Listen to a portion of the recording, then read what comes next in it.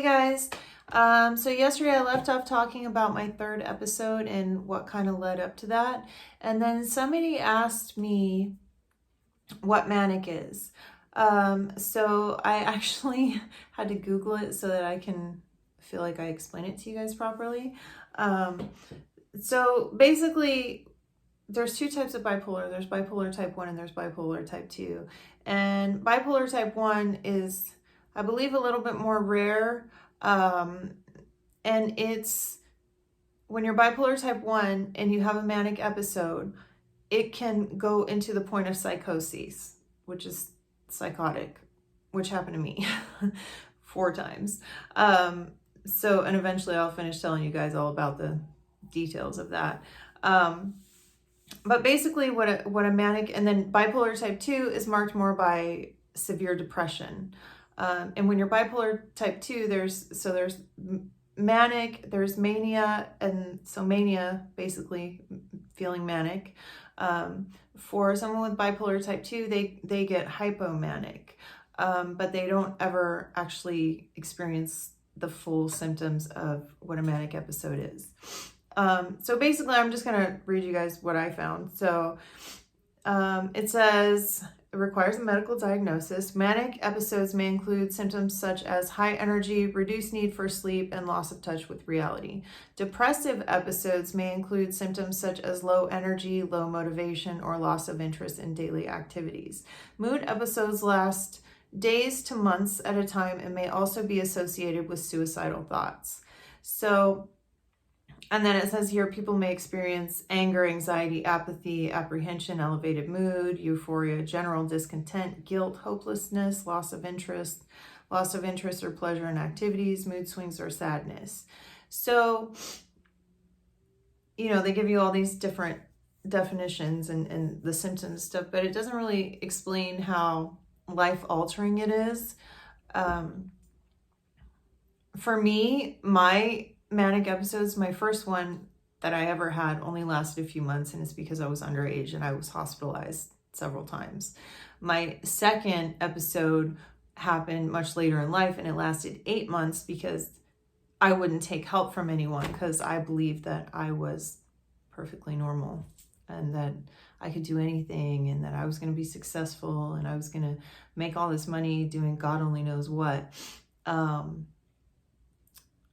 Back then I remember it was like a time when MySpace was really big, and I was like reaching out to people on MySpace, and this one guy was like, oh, hey, do you want to be I've gone to school for marketing. I was very passionate about it. So I was like telling him, oh yeah, you need to do this to advertise. He's like, oh, you should be our band manager. And so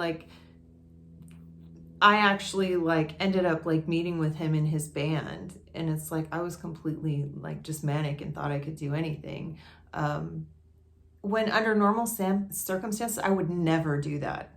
So when I read the symptoms about what a manic episode is and everything, and that it you're okay, so you get angry, you get depressed, yeah, that sounds like it sucks, but it doesn't really explain how entirely devastating it is and how life-altering it is. For me personally, because I went most of my life untreated, it's been a constant roller coaster, up and down, and it's been really difficult. But when I had, it's kind of imagine if you went to a party, got super drunk, blackout drunk, did all kinds of crazy stuff, didn't remember any of it, and then the next day someone told you about it. You would feel horrible.